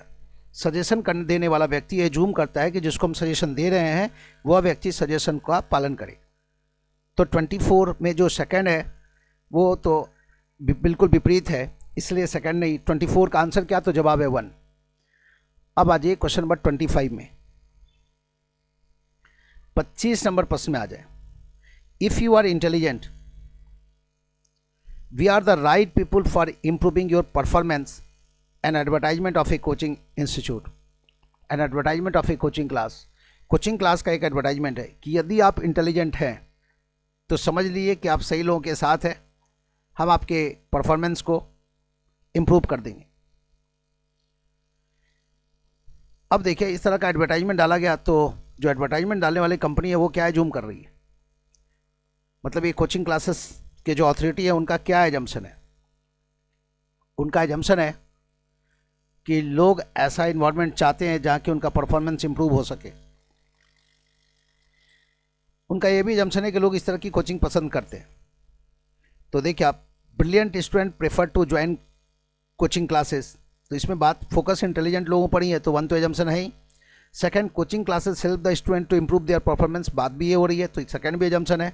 तो 25 का आंसर क्या, तो जवाब है 5। 25 का आंसर क्या, तो जवाब है 5। अब बारी 26 की, क्वेश्चन नंबर 26 स्क्रीन पर दिख रहा है आपको। It is not true that the mightiest super power always wins war and gets accolades from other countries. यह बात हमेशा सही नहीं होती कि जो सर्वशक्तिमान सुपर पावर्स हैं वो युद्ध जीत जाएं और उनको प्रशंसा मिले। तो ये व्यक्ति का स्टेटमेंट एक ओपिनियन के रूप में, व्यक्ति क्या कहना चाहता है, व्यक्ति ये कहना चाहता है कि ये बात हमेशा सही नहीं है कि जो सर्वशक्तिमान है वो युद्ध जीत जाएं और उनको प्रशंसा मिले। मतलब यहाँ पर व्यक्ति की धारणा ये है कि कभी कभी ऐसा भी होता है कि ये सर्वशक्तिमान जीतते तो हैं लेकिन इनको प्रशंसा नहीं मिलती। प्रशंसा नहीं मिलती मतलब कि जो लोग हैं वो इनकी जीत से खुश नहीं होते, कभी कभी ऐसा भी होता है। तो इस व्यक्ति की धारणा क्या है, किस व्यक्ति की धारणा जिसका ये स्टेटमेंट है, मतलब जो अपना ये ओपिनियन व्यक्त कर रहा है, इसकी धारणा क्या है, इस व्यक्ति की धारणा क्या है। Winners are sometimes admired and appreciated, winners are occasionally criticize. तो व्यक्ति की जो धारणा है वो यही है कि विनर्स आर ऑकेजनली क्रिटिसाइज्ड। तो सेकंड एजम्पशन है 26 का 2। अब आ जाइए 27 में, क्वेश्चन नंबर 27 आपके सामने। नोबडी कैन, क्वेश्चन नंबर 27 देखिए आप, nobody can predict as to how long our country would take to contain the unfortunate and disastrous terrorist activities। कोई भी व्यक्ति यह प्रेडिक्ट नहीं कर सकता कि कितना टाइम लगेगा देश को इस unfortunate and disasters terrorist activities को रोक पाने में। कोई भी व्यक्ति यह प्रेडिक्ट नहीं कर सकता कि कितना टाइम लगेगा कि देश इन डिजास्टर्स टेररिस्ट एक्टिविटीज को रोक पाए। तो व्यक्ति की धारणा क्या है, देखिए व्यक्ति इस मामले में, व्यक्ति की जो सोच है वो पॉजिटिव है। मतलब व्यक्ति ये उम्मीद करता है कि ये जो टेररिस्ट एक्टिविटीज है इसको रोका जा सकता है, व्यक्ति इनको पॉसिबल मानता है। तो 27 में 1 को देखें, it is possible to put an end to terrorist activities, 1 assumption है। और जो सेकेंड है, efforts to control the terrorist activities are on, मतलब प्रयास जारी है टेररिस्ट एक्टिविटीज को रोकने के लिए, सेकेंड भी एजम्पशन है। 26 कौन सा था, 27 में थे हम लोग।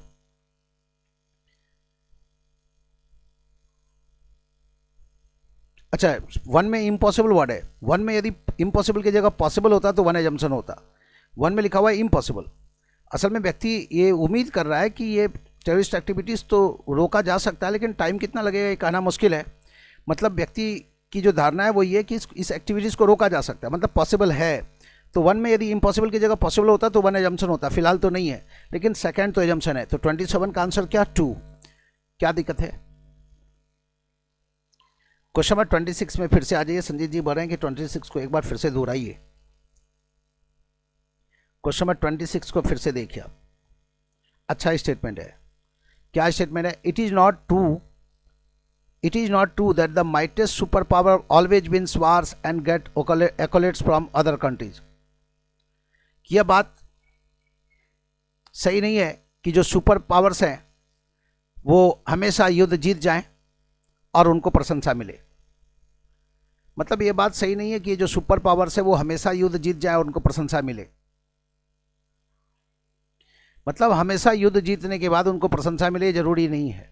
तो व्यक्ति का क्या ओपिनियन है, व्यक्ति क्या कहना चाहता है? व्यक्ति यही कहना चाहता है कि कुछ समय ऐसा भी है कि जब सुपर पावर्स युद्ध तो जीत जाते हैं लेकिन प्रशंसा की बजाय इन सुपर पावर्स को निंदा का सामना करना पड़ता है। तो यही चीज लिखा हुआ है कि ये बात सही नहीं है कि सुपर पावर्स जो है हमेशा युद्ध जीत जाएं और उनको प्रशंसा ही मिले। कहने का मतलब ये है कि व्यक्ति के मन में ये बात है कि कभी कभी क्या है ना, ये सुपर पावर्स जो करते हैं वो अपनी मनमर्जी का कर देते हैं। तो ऐसे मामले में ये युद्ध तो जीत जाते हैं लेकिन लोगों का दिल नहीं जीत पाते, लोग अंदर से दुखी रहते। इशारा कुछ इस और है। मतलब व्यक्ति का जो कंसर्न है वो यही है कि व्यक्ति की धारणा क्या है कि ये सुपर पावर्स हैं, कुछ समय ऐसा होता है कि जो युद्ध जिस युद्ध को ये जीतते हैं वो युद्ध वास्तव में क्या है, जबरदस्ती का युद्ध होता है, गलत फायदे के लिए किया गया युद्ध होता है। तो व्यक्ति का जो स्टेटमेंट है वो इस परिप्रेक्ष्य में, इस प्रसंग में है। तो इसमें जो एजम्पशन है, winners are sometimes admired and appreciated, winners are occasionally criticize. तो जो सेकंड है वो देख रहे हैं आप कि विनर्स आर ऑकेजनली क्रिटिसाइज, मतलब कभी कभी ये जो विनर्स है ना इनको क्रिटिसाइज का भी सामना करना पड़ता है। व्यक्ति ये कहना चाहता है और व्यक्ति कह भी रहा है कि हमेशा नहीं होता कि युद्ध जीत जाए और इनको प्रशंसा मिले। मतलब कुछ एक ऐसे भी मामले होते हैं जिसमें सुपर पावर्स युद्ध तो जीत जाते हैं लेकिन लोगों के दिलों को जीत नहीं पाते। लोग दुखी होते हैं कि नहीं, ये तो सुपर पावर्स का जो युद्ध था वो अनुचित युद्ध था, तभी तो लोग दुखी होते। व्यक्ति इशारा यही कर रहा है कि ये जो सुपर पावर्स हैं ये कभी कभी अन्याय भी करते हैं और इस वजह से लोग दुखी होते। तो व्यक्ति की धारणा यही है कि सुपर पावर्स जो है वो कभी कभी अन्याय भी करते हैं, इशारा उसी हो रहा है। तो सेकंड जो है उसी लाइन पर है, विनर्स आर ऑकेजनली क्रिटिसाइज।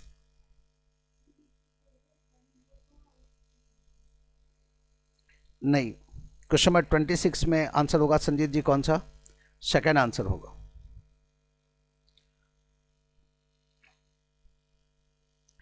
देखिए वो जो एक्कोलेट्स वाली बात है वो तो उसमें दिया हुआ ही है, तो वो वन एजम्पशंस के रूप में नहीं, वो तो ऑलरेडी लिखा हुआ ही है, तो उस पर ना जाए। क्वेश्चन नंबर 26 का आंसर 2 और 27 का भी आंसर 2। 28 में आ जाइए, 28 नंबर प्रश्न में आ जाए।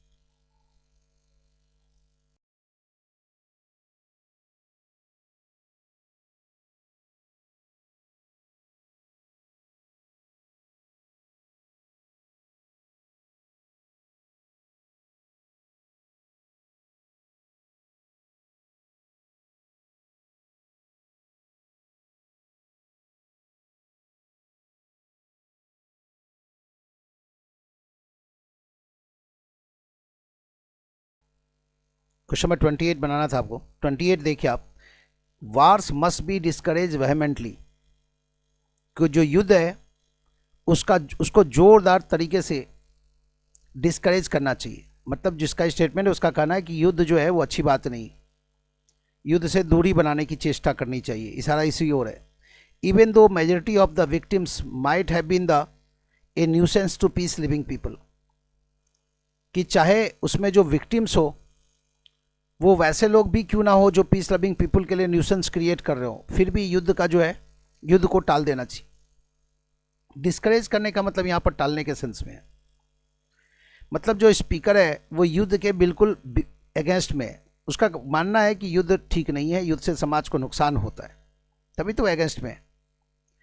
तो अब इस स्पीकर का एजम्पशन क्या है? ये स्टेटमेंट किस रूप में? एक ओपिनियन के रूप में। ये स्टेटमेंट किस रूप में है? एक ओपिनियन के रूप में। देखिए पॉइंट नंबर 10 में ओपिनियन का जिक्र है कि जो स्टेटमेंट एक ओपिनियन के रूप में, व्यक्ति की यह धारणा ये है कि युद्ध चाहे जैसा भी हो उसको टाल देना चाहिए। यदि ऐसा भी युद्ध हो जिसमें जो न्यूसेंस क्रिएट करने वाले लोग विक्टिम्स हो रहे हो तब भी युद्ध जायज़ नहीं है, मतलब युद्ध हर अवस्था में जायज नहीं है, उचित नहीं ठहराया जा सकता किसी भी युद्ध को, व्यक्ति की ऐसी धारणा है। मतलब व्यक्ति की धारणा यह है कि युद्ध चाहे कोई भी हो नुकसान पहुंचाएगा समाज को। तो देखिए आप 28 में पहला जो एजम्पशन है, some people create problems to peace loving people, one तो एजम्पशन है। Second, war kills majority of the weak people, कि जो युद्ध है उसमें पापी लोग मारे जाते हैं। देखिए व्यक्ति की धारणा है कि युद्ध नुकसानदेह है, किस लिए? तो युद्ध से समाज के सभी वर्गों को नुकसान है। तो ये कहना कि सेकंड की युद्ध में केवल पापी ही मारे जाते हैं, ऐसा नहीं है। व्यक्ति युद्ध में निर्दोष भी मारे जाते हैं, तभी तो व्यक्ति युद्ध के खिलाफ है। वो स्पष्ट रूप से कहता है कि यदि इसमें वैसे भी लोग विक्टिम्स हो रहे हो जो पीस लविंग पीपल के लिए न्यूसेंस क्रिएट कर रहे हो, तब भी युद्ध जायज नहीं है। मतलब कोई युद्ध ऐसा जिसमें राक्षसों का ही केवल सर्वनाश हो रहा हो, तब भी युद्ध जायज नहीं है। क्यों? क्योंकि व्यक्ति का मानना है कि युद्ध से नुकसान होता है, युद्ध बुरी चीज है। तो जो सेकंड है कि war kills majority of the weak people, ये एजम्पशन नहीं है, ये तो व्यक्ति एक उदाहरण देके कर रहा है कि किसी युद्ध में यदि मान लीजिए न्यूसेंस क्रिएट करने वाले लोग भी यदि विक्टिम्स होते हो, तब भी वैसा भी युद्ध जो है स्वीकार्य नहीं है। असल में व्यक्ति अपनी बात को और अपनी बात को स्पष्ट करने के लिए वो एक एग्जाम्पल्स की बात कर रहा है कि यदि वैसा भी युद्ध हो ना जिसमें कोई राक्षस ही मारा जाए, तब भी वो युद्ध जायज नहीं, मतलब तब भी युद्ध से परहेज करें। तो उस चीज़ को व्यक्त करने के लिए वो बात हो रही है कि न्यूसेंस की जो लास्ट वाला लाइन है वो इसको दर्शाने के लिए। तो यहाँ सेकंड एजम्पशन नहीं, वन तो एजम्पशन है कि some people create problems to peace living people, कि कुछ लोग ऐसे हैं जो पीस लिविंग पीपल के लिए प्रॉब्लम तो क्रिएट करते हैं, है ना, तभी तो उसका जिक्र भी कर रहा है व्यक्ति। तो 28 का आंसर 1, 28 का जवाब क्या? 28 का आंसर होगा 1। अब आ जाइए किस में? 29 में। क्वेश्चन नंबर 29 आपके सामने। In the recently imposed war, global public opinion was dishonoured by the economically stronger and scientifically advance super power. In the recent imposed war, the global public opinion was dishonored by the economically strong and scientifically advanced superpowers। ये statement है कि हाल ही में जो लड़ाई हुई वो ज़बरदस्ती की लड़ाई थी, इम्पोज्ड वार था। इसमें ग्लोबल पब्लिक ओपिनियन का अपमान किया गया, किसके द्वारा? जो इकोनॉमिकली स्ट्रॉन्ग और साइंटिफिकली एडवांस जो सुपर पावर्स है उनके द्वारा। अब एजम्पशन में आइए, मतलब व्यक्ति अपना कंसर्न रेज कर रहा है। इस बार जो हाल में जो लड़ाई हुई है, हाल में जो युद्ध हुआ है, इसमें ग्लोबल पब्लिक ओपिनियन की धज्जी उड़ गई है, मतलब ख्याल नहीं रखा गया। मतलब ग्लोबल पब्लिक ओपिनियन क्या था कि ये युद्ध ना हो, तो मतलब इस ओपिनियन के अगेंस्ट में युद्ध हुआ है। अब एजम्पशन क्या है व्यक्ति का वो देखना है। Super powers need not take any heed of global public opinion. व्यक्ति अपना कंसर्न रेज कर रहा है कि सुपर पावर्स के द्वारा डिसऑनर किया गया है ग्लोबल पब्लिक ओपिनियन का। मतलब व्यक्ति चाहता क्या है, व्यक्ति का कंसर्न क्या है कि ऐसा नहीं होना चाहिए कि super powers global public opinion की अनदेखी करें। तो वन जो है super powers need not take any heed दिया हुआ है, तो ये तो एजम्पशन के ठीक विपरीत है। यहाँ पर यदि ऐसा लिखा होता super power should take heed of global public opinion, तो वन एजम्पशन होता, लेकिन यहाँ लिखा हुआ है need not take any heed. Should take heed होता तो एजम्पशन होता, नीड नॉट टेक हीड तो बिल्कुल अगेंस्ट में जा रहा है, इसलिए वन एजम्पशन नहीं है, वन एजम्पशन नहीं है। सेकंड में आ जाए, global public opinion should have been against the imposition of war. देखिए आप सेकंड भी जो है वो भी व्यक्ति के एजम्पशन के विपरीत है। व्यक्ति का जो कंसर्न है वो ग्लोबल पब्लिक ओपिनियन की तरफ नहीं है। व्यक्ति का जो मेन कंसर्न है वो किससे रिलेटेड है कि जो सुपर पावर्स है ना, ये ग्लोबल पब्लिक ओपिनियन की अनदेखी की है। ग्लोबल पब्लिक ओपिनियन के अगेंस्ट में नहीं है व्यक्ति। व्यक्ति किसके अगेंस्ट में चल रहा है कि जो सुपर पावर्स है ना, ये जो ग्लोबल पब्लिक ओपिनियन की अनदेखी की है, ये ठीक नहीं है। इनको चाहिए था कि ग्लोबल पब्लिक ओपिनियन जो भी है उसका ख्याल रखा जाए। तो 29 में आंसर क्या? तो जवाब है 4। अब आ जाइए क्वेश्चन नंबर 30 में, 30 नंबर में आ जाए। ये है प्रश्न आपके सामने, क्या है? Wars must be discourage vehemently though majority of the victims might have been a nuisance to peace loving people. अभी थोड़ी देर पहले भी ऐसा स्टेटमेंट था कि युद्ध चाहे जैसा भी हो उसको प्रचंडतापूर्वक उसको डिस्करेज करना चाहिए, जोरदार तरीके से उसका विरोध करना चाहिए। क्यों? चाहे ऐसा भी युद्ध क्यों ना हो जिसमें जो ज़्यादातर जो लोग शिकार हो रहे हैं वो वैसे लोग हों जो शांति प्रिय लोगों के लिए न्यूसेंस क्रिएट कर रहे हो। तो एजम्पशन क्या? Innocent people are also killed in wars. हाँ, व्यक्ति की ये धारणा है कि निर्दोष लोग भी मारे जाते हैं युद्ध में। तभी तो व्यक्ति कहता है कि युद्ध कैसा भी हो, यदि कोई युद्ध ऐसा जिसमें दुष्ट लोग भी मारे जाएं तब भी वो युद्ध जायज़ नहीं है। तो कहीं ना कहीं व्यक्ति की धारणा यह है कि युद्ध से सबको नुकसान है, तो इनोसेंट को भी नुकसान है। तो वन एजम्पशन है। सेकेंड है vehement opposition to wars may have some desirable impact. क्यों व्यक्ति कहता है कि युद्ध का जोरदार तरीके से विरोध कीजिए? मतलब व्यक्ति की धारणा यह है कि आप जोरदार तरीके से विरोध करेंगे तो इसका जो असर भी होगा वो भी जोरदार होगा। तो सेकेंड भी एजम्पशन है, सेकेंड भी एजम्पशन है। Vehement opposition to wars may have some desirable impact, ये व्यक्ति का एजम्पशन है। वन भी एजम्पशन है और टू भी एजम्पशन है। तो क्या लगता है आपको 30 का आंसर क्या होगा? जवाब है 5। 30 का आंसर है 5। क्लियर? क्वेश्चन नंबर 11 से 30 में कोई प्रॉब्लम है तो बताइए, फिर आगे बढ़ते हैं। जल्दी से फटाफट मैसेज करें। 11 से लेके 30 तक में कोई प्रॉब्लम किसी को? यदि है तो मैसेज करें। अब आ जाइए 31 में। 31 नंबर प्रश्न आपके सामने क्या है? क्वेश्चन देखिए आप। The union cabinet had decided to withdraw existing tax relief on various small saving schemes in a phased manner to augmented tax collection. Tax collection में बढ़ावा देने के लिए सरकार के द्वारा निर्णय लिया गया है कि जो टैक्स रिलीफ जितने भी है उसको विड्रॉ करेगी सरकार। हाँ, अब सरकार का एजम्पशन क्या है? The people may still continue to keep money to small saving schemes and also pay taxes. Second है the total tax collection may increase substantially. कि सरकार का एजम्पशन क्या है?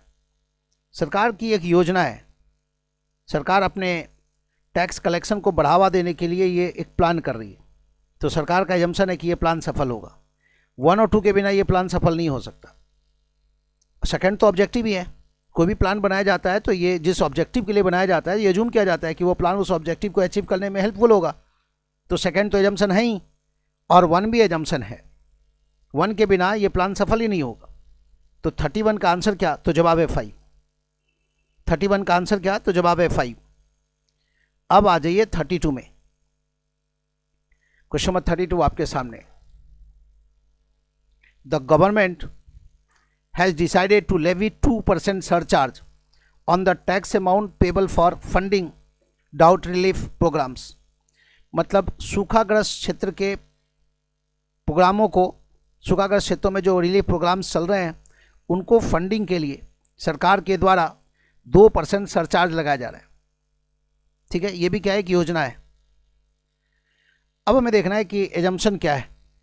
क्वेश्चन नंबर 32 में आप the government does not have sufficient money to fund डाउट relief program. हाँ, ये एजम्पशन है। सफिशिएंट फंड होता तो सरचार्ज की नौबत क्यों आती? सेकेंड है the amount collected by way of surcharge may be adequate to fund these relief programs. Second assumption है कि 2% क्यों? 3%, 4%, 5% क्यों नहीं? 2% है, मतलब सरकार को ये लग रहा है कि 2% सफिशिएंट हो सकता है। मे बी लिखा हुआ है ना, देखिए, मे बी एडिक्वेट। तो ठीक है, सेकंड भी एजम्पशन है, 1 भी एजम्पशन है, 2 भी एजम्पशन है। तो आंसर क्या? 5। अब आ जाइए 33 में। 31 में आ जाइए फिर से। संजय जी बता रहे हैं 31 को एक बार फिर से डिस्कस कर लें। 31 में आ जाए। The union government has decided to withdraw existing relief on various small saving schemes in a phase manner to augment its tax collection. Tax collection में बढ़ावा देने के लिए सरकार इस तरह की योजना बना रही है। क्या कर रही है सरकार? कि जो स्मॉल सेविंग स्कीम्स में जो टैक्स संबंधी जो राहत है ना, रिलीफ है, उसको हटा देगी सरकार।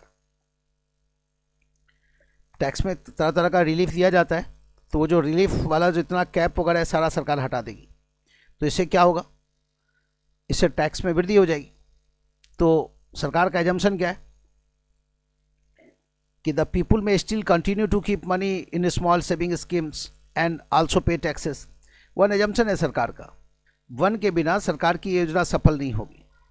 और जो सेकंड देख रहे हैं आप, the total tax collection may increase substantially. Second तो ऑब्जेक्टिव बेस्ड प्लान का। देखिए, जब भी कोई व्यक्ति या कोई ऑर्गेनाइजेशन कोई योजना बनाते हैं तो योजना बनाने वाली कंपनी या ऑर्गेनाइजेशन या सरकार ये जूम करती क्या कि जो ऑब्जेक्टिव तय किए गए इस योजना के तहत वो सारे ऑब्जेक्टिव फुलफिल होंगे। तो सेकंड, इसमें ये जो योजना क्यों बनाई गई है, स्पष्ट रूप से स्टेटमेंट में लिखा हुआ है to augment it tax collection, tax collection को बढ़ावा देने के लिए। तो एजम्पशन है कि इस योजना से टैक्स कलेक्शन को बढ़ावा मिलेगा। तो सेकंड में जो थोड़ी आपको परेशानी आ सकती है सब्सटेंशियली शब्द से, तो देखिए आप, सरकार ये इस तरह का कोर्स ऑफ एक्शन क्यों अपना रही है। तो सरकार का एजम्पशन है कि जो योजना है वो प्रॉपर तरीके से सफल होगा। देखिए, योजना सफल होगी नहीं, योजना प्रॉपर तरीके से सफल होगा, सरकार ऐसा एज्यूम करी है ना। तो सेकंड के बिना, सेकंड जो है, सेकंड तो ऑब्जेक्टिव ही है, तो सेकंड फुलफिल हो जाएगा, योजना ठीक तरह से फुलफिल होगा। तो सब्सटेंशियली शब्द के बावजूद भी सेकंड एजम्पशन है। तो 31 का आंसर क्या, तो जवाब है 5, 31 का 5 और 32 ऑलरेडी डिस्कस कर चुके हैं। अब आ जाइए 33 नंबर में। क्वेश्चन नंबर 33 आपके सामने क्या है। The X housing finance company has offered its service to search a suitable home at no extra cost for those who avail housing loan from it.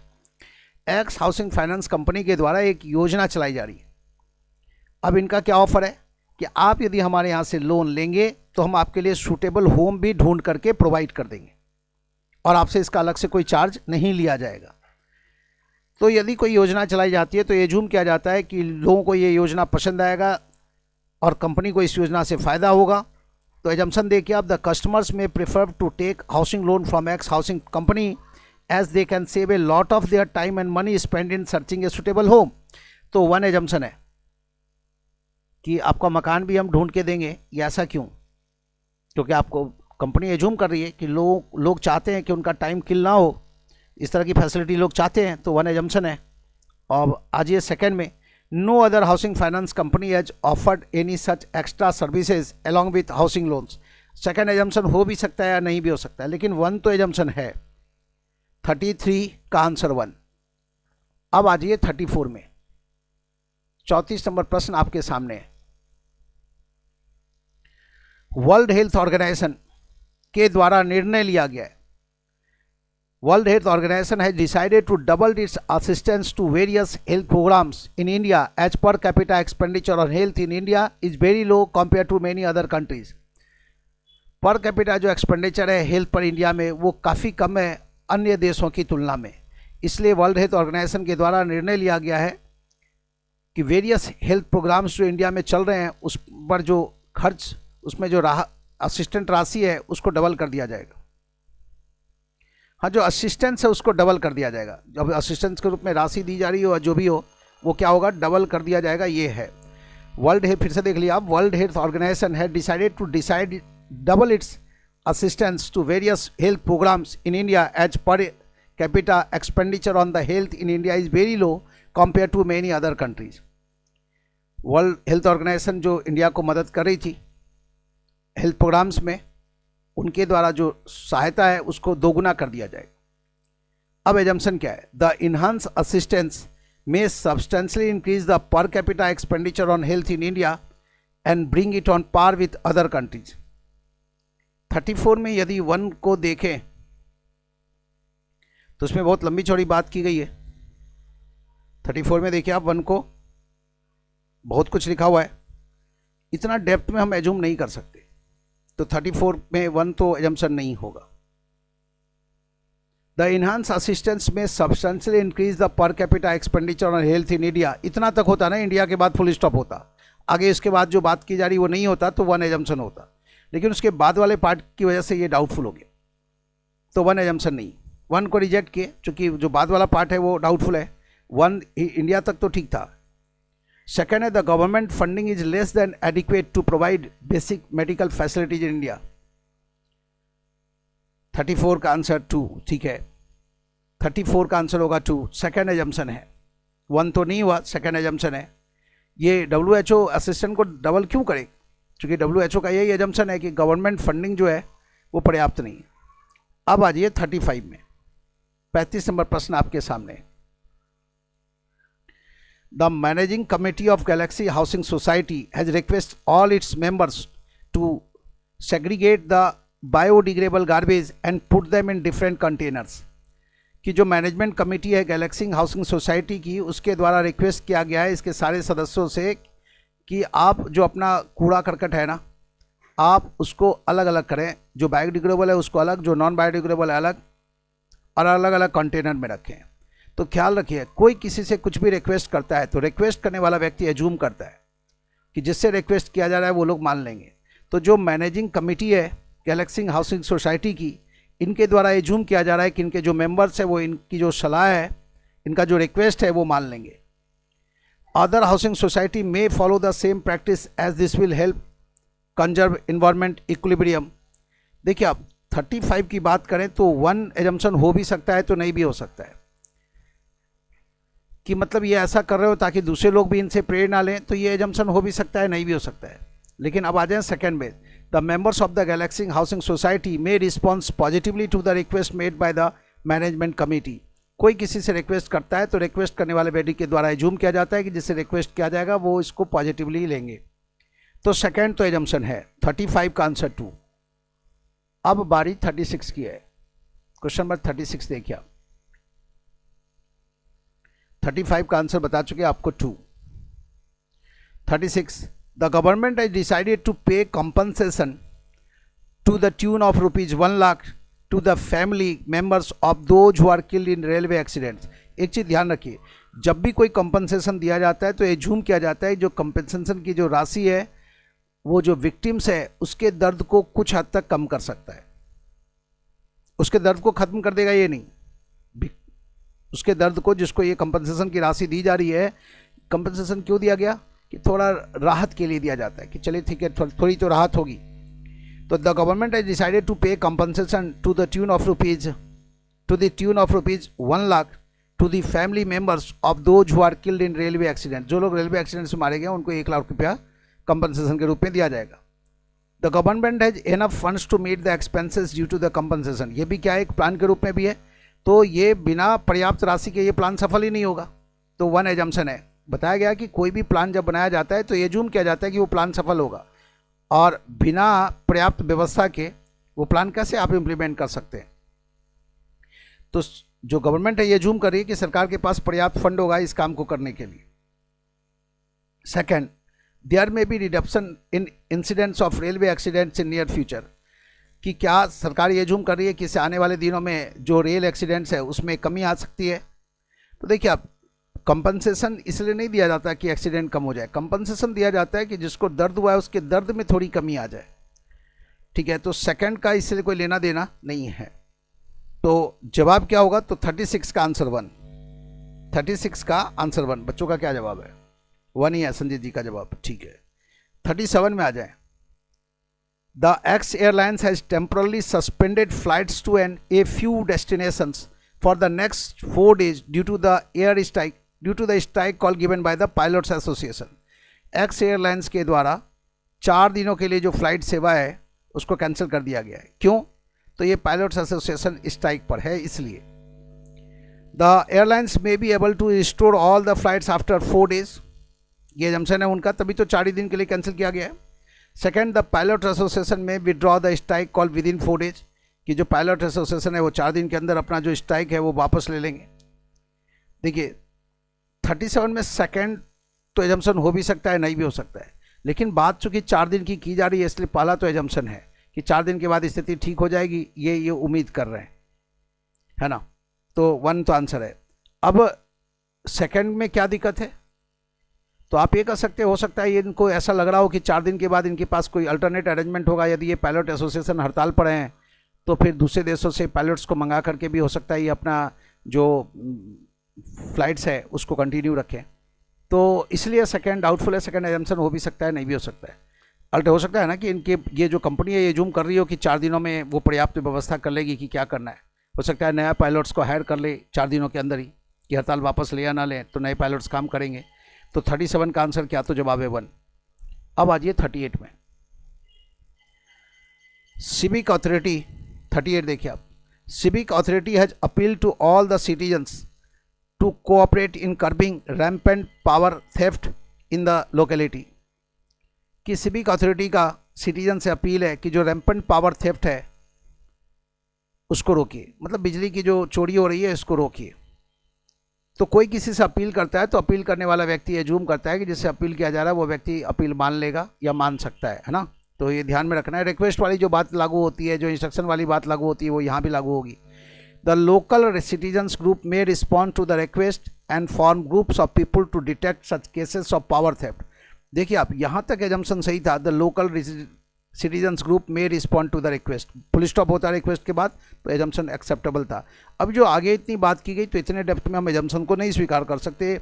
जितना ज़्यादा लंबा चौड़ा स्टेटमेंट होगा वो उतना ज़्यादा डाउटफुल हो जाएगा। 38 की बात करें तो वन एजम्पशन नहीं। अब 2 में आ जाए, those who are engage in stealing power may stop doing so for fear of social castigation. हाँ, सेकंड तो एजम्पशन है।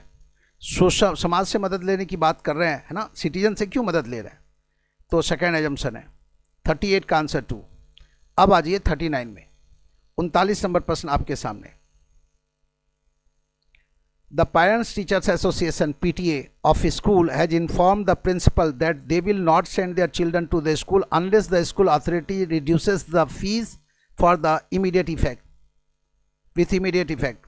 फिर से देखिए, The Parents Teacher Association of a school has informed the principal that they will not send their children to school unless the school authority reduces the fee with immediate effect. अब assumption क्या है, किसका assumption ढूंढ रहे हैं हम लोग, parents teacher association का। Majority of the parents may agree with PTA and may not send their wards to schools. हाँ, वन एजम्पशन है, उनको लग रहा है कि इनके जो मेंबर्स हैं वो साथ देंगे इनका। The school authority may accede to the demand of the PTA and reduce the fee. Second भी एजम्पशन है, 1 भी एजम्पशन है और 2 भी एजम्पशन है। देखिए, जो भी लोग हड़ताल करते हैं और फिर अपना डिमांड रखते हैं तो उनका एजम्पशन होता है कि जो डिमांड है वो सामने वाला व्यक्ति मान लेगा या मान सकता है। 39 का आंसर 5। अच्छा क्वेश्चन है। अब आ जाइए 40 में। If you are first class graduate our organisation is the best place for you to work. यदि आप फर्स्ट क्लास ग्रेजुएट है तो हमारा जो ऑर्गेनाइजेशन है बेस्ट प्लेस है आपके लिए काम करने के लिए। एक एडवर्टाइजमेंट है, मतलब किसी ऑर्गेनाइजेशन का एडवर्टाइजमेंट है कि यदि आप फर्स्ट क्लास ग्रेजुएट हैं तो आज ही हमारे ऑर्गेनाइजेशन में बेस्ट प्लेस है आपके काम के लिए। अब एजम्पशन क्या है, किसका एजम्पशन देखना है, जिनका ये एडवर्टाइजमेंट है उनके द्वारा क्या एज्यूम किया जा रहा है हमें ये देखना है। No other organisation may require first class graduate as they may not get adequate number of applications. तो ये तो एजम्पशन नहीं है। सेकेंड है, first class graduates may attracted and apply to this organisation. जाहिर है एडवर्टाइजमेंट है तो किसको अट्रैक्ट करना चाहते हैं, फर्स्ट क्लास ग्रेजुएट को। तो कंपनी ये जूम कर रही है कि इस एडवर्टाइजमेंट से जो फर्स्ट क्लास ग्रेजुएट्स हैं वो अट्रैक्ट होंगे और काफ़ी संख्या में ये जो फर्स्ट क्लास ग्रेजुएट्स हैं इस ऑर्गेनाइजेशन को ज्वाइन करेंगे। कंपनी ऐसा जूम कर रही है। तो सेकंड तो एजम्पशन है लेकिन 1 नहीं। तो 40 का आंसर क्या, तो जवाब है 2। तो ये देखिए आप एजम्पशन वाला सेक्शन, आप इसमें इतने पॉइंट्स का बिल्कुल ख्याल रखें। इन पॉइंट्स में एक पॉइंट और जोड़ दें जो अपील वाला जिक्र आया 16 नंबर पॉइंट के रूप में, कि कोई किसी से कुछ भी अपील करता है तो अपील करने वाले के द्वारा ये इज्यूम किया जाता है कि जिससे अपील कर रहे हैं वो व्यक्ति अपील मान लेगा, है ना। ये देखिए आप, ये इतना पॉइंट्स है, इसका ख्याल रखना है। एडवर्टाइजमेंट एजम्पशन के इन पॉइंट्स का ख्याल रखना है, आराम से प्रश्नों को आप टैकल कर सकते हैं। ठीक है, पढ़ने की रफ्तार अच्छी होनी चाहिए ताकि जल्दी जल्दी क्वेश्चंस को बना सकें। तो आपका रीडिंग स्पीड जो है, रीडिंग स्किल जो है वो अच्छी होनी चाहिए। फटाफट समझना भी है, मतलब अंडरस्टैंडिंग पावर भी अच्छा होना चाहिए, मतलब आपका जो समझने की क्षमता है, कॉम्प्रीहेंड करने की जो क्षमता है वो भी अच्छी होनी चाहिए, है ना। और उसके बाद निर्णय लेना है। तो इन पॉइंट्स के बारे में जानते हैं तो आराम से निर्णय ले सकते हैं। ठीक है, तो आज के सेशन में बस इतना ही। धन्यवाद।